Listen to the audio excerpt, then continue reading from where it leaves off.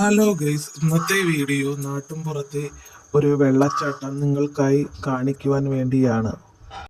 എന്തായാലും വീഡിയോ കാണാം.